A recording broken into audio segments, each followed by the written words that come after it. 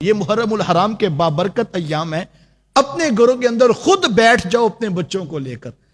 میں نہیں کہتا آپ پوری بڑی دیگ پکا کر لوگوں کو 100-200 لوگوں کو جمع کریں اور پھر جو ہے وہ ان کا ذکر کریں، وہی روٹین کا کھانا جو گھر میں بنتا ہے، ذرا اہتمام کے ساتھ چادر بچھا کے بیٹھ جائیں، اور بچہ بیٹھ جائے، بیٹی بیٹھ جائے، بیٹا بیٹھ جائے، دادی اماں بھی کرسی قریب کر کے بیٹھ جائیں، اور ہاتھوں میں تسبیحاں پکڑ کے محمد پہ درود پڑھو، آل رسول کے تذکرے کرو، اہل بیت رسول کی محبت باتوں باتوں میں ان کو بتاؤ کہ بیٹا ہم جن کے ساتھ پیار کرتے ہیں وہ تو اتنی طاقت والے تھے، وہ اتنی استقامت والے تھے کہ انہوں نے دین رسول کا پیغام ہم تک پہنچانے کے لیے 72 لوگ تو کٹوا دیے، لیکن ظلم کے آگے جھکنا گوارا نہیں کیا تھا۔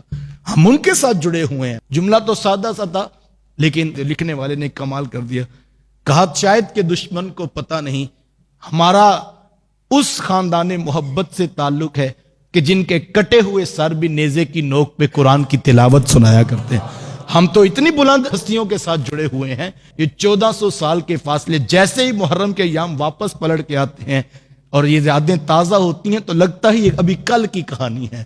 ہم نے تو اپنے بڑوں سے سنی ہے، ہم نے تو کتابوں میں پڑھی ہے، لیکن ان کے خون کی حرارت اتنی ہے کہ آج 1400 سال گزرے ہیں، قیامت تک آنے والوں کے لیے میرے امام کا اسوہ نور جو ہے وہ مشعل راہ ہوگا۔ تو یہ میری اور آپ کی ذمہ داری ہے، سارے کاموں کو آپ نبھائیے، بہت اچھی بات ہے، لیکن یہ یاد رکھیے گا کہیں ایسا نہ ہو جو آپ کے جگر کے ٹکڑے ہیں ان کو محروم ہی رہ جائے۔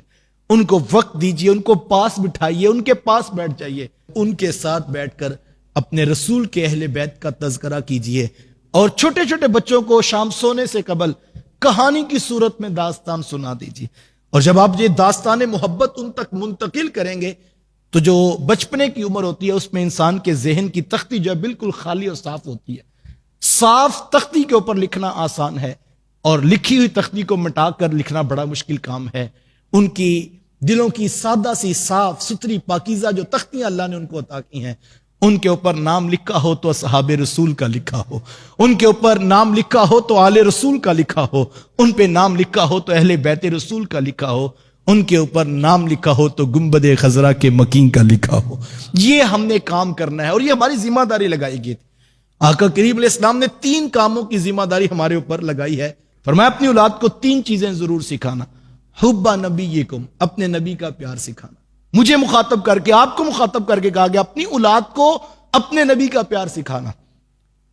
آپ لاکھوں کے کاروبار دیں، آپ کروڑوں کی جائیدادیں بنائیں، آپ ہر بچے کا ایک پلاٹ بنائیں، آپ ہر بیٹی کے لیے ٹرک بھر کے جہیز دیں، میں آپ سے جو ہے وہ اختلاف نہیں کرتا، حق حلال کا ہو تو یہ باعث برکت ہوگا، لیکن میں اتنا ضرور کہتا ہوں یہ سب کچھ نہیں دے سکے، آپ نے ان کی دل کی تختی پہ محمد عربی کا نام لکھ دیا ہے۔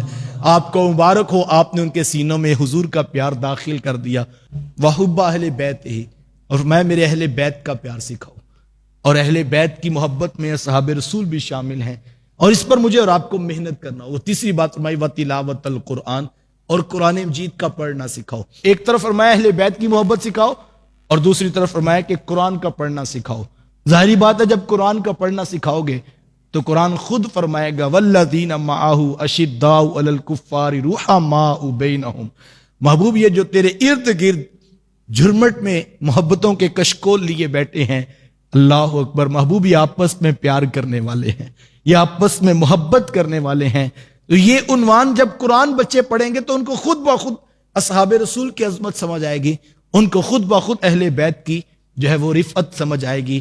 آئیے اس کام میں مشغول ہو جائیے۔ علماء نے لکھا اس بات کو، کہا کہ نفل پڑھنے سے افضل ہے کہ آپ اپنی اولاد کی تربیت میں مصروف ہو جائیے۔ محرم الحرام کے یہ حریت کے ایام مجھے اور آپ کو پیغام استقامت دیتے ہیں۔